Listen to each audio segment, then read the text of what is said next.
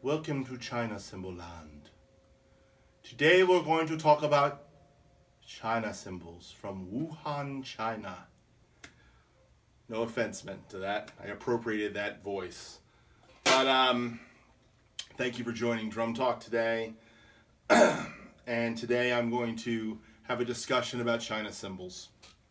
Now, traditional China symbols made in the United States or Canada or Switzerland all have their foundation in China symbols made from China. And the most famous place in the world in China that makes China symbols is called Wuhan, China.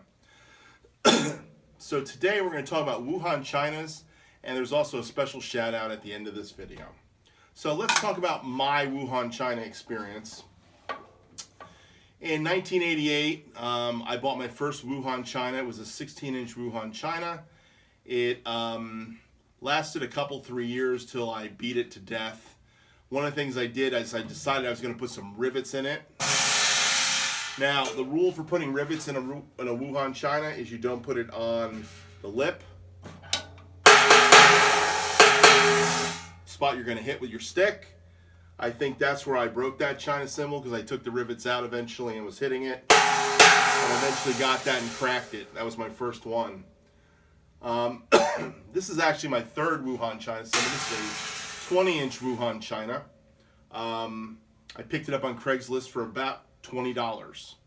Dollar an inch is not bad for a symbol, especially one that is in a Wuhan China from the 70s. It's got all the markings. It says Wuhan China. That's that marking right there. Nothing is stamped on these China symbols, but it's got that 70s kind of China look.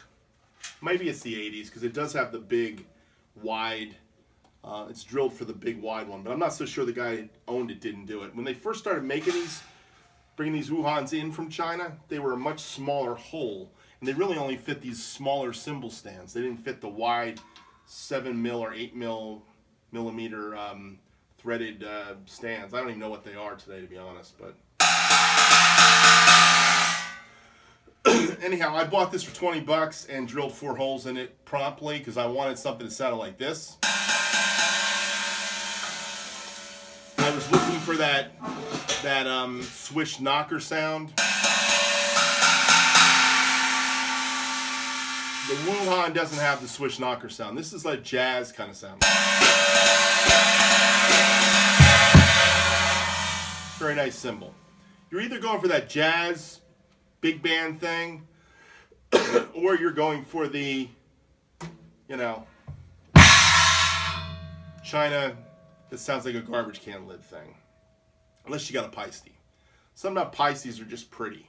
Pisces have a pretty China sound. This is actually a pretty China. This is a Tosco by Sabi, an 18-inch China. I bought it because it sounded great and it cost $51.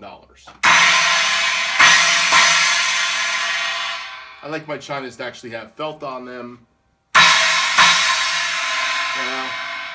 So it sits up, but I really love this China symbol.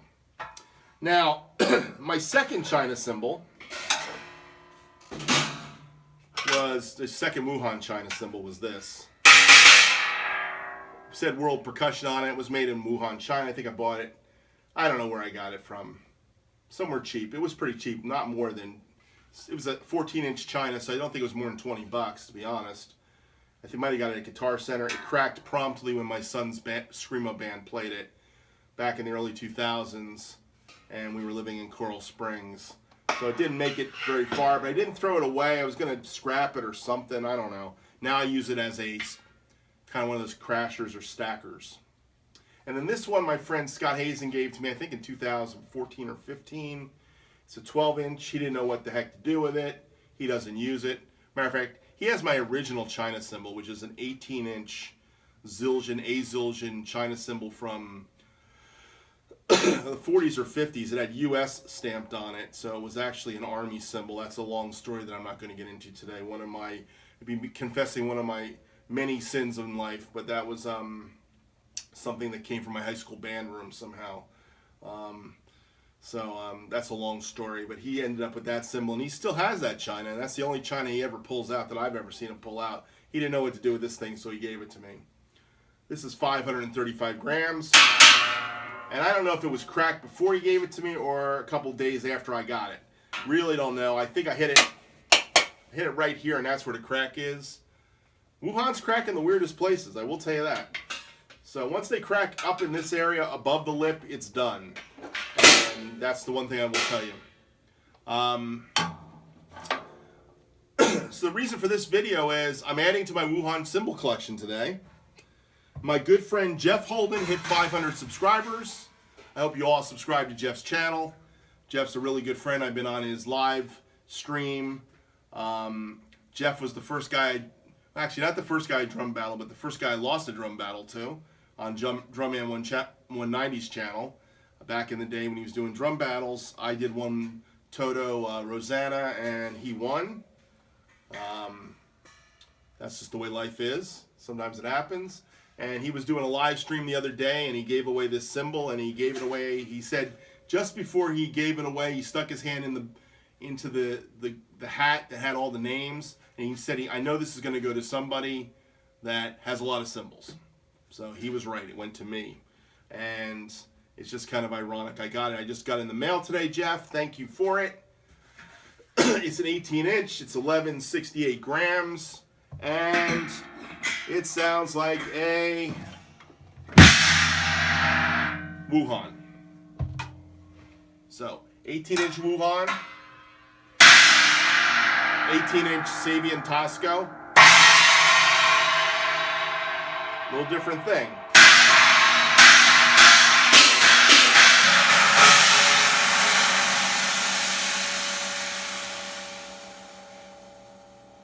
Very zen.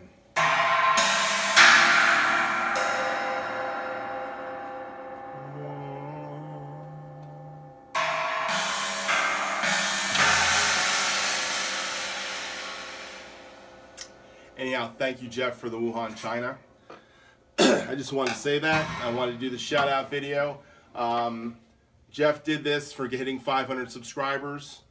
We started around the same time, but you know, last year I went out of the gate in January last year and went crazy and just kept putting video after video after video out, and was determined to get 1,000 subs so I can make that $100 I made last year on Google. So it was a good year for me on Google. I don't know if that output's going to come out this year, but I do want to help Jeff get to that 1,000 mark for himself. I think he should. He's a great drummer. He drums a lot like I do in the fact, not so much the way we sound like each other, but he's a guy that plays old school. He's played a lot of gigs. Jeff's a guy that's a player in town.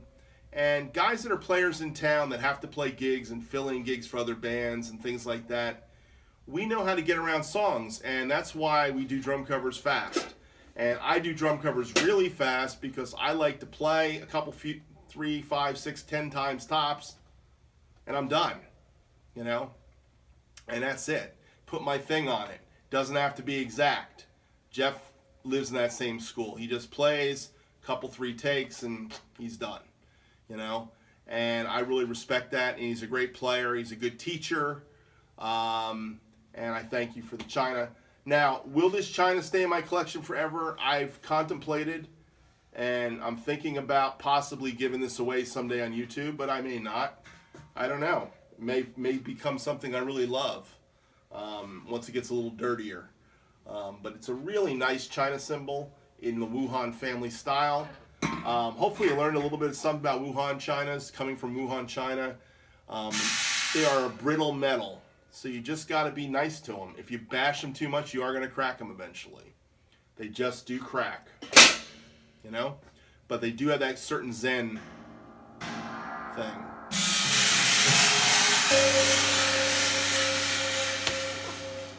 Oh, one more thing.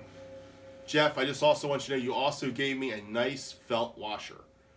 Came right inside the China cymbal, you know? I know that was the bonus, and I really want to thank you for the bonus. So thank you for sending me the felt bonus, and if you didn't mean to send it to me, I can mail it back to you, I guess, if you want me to.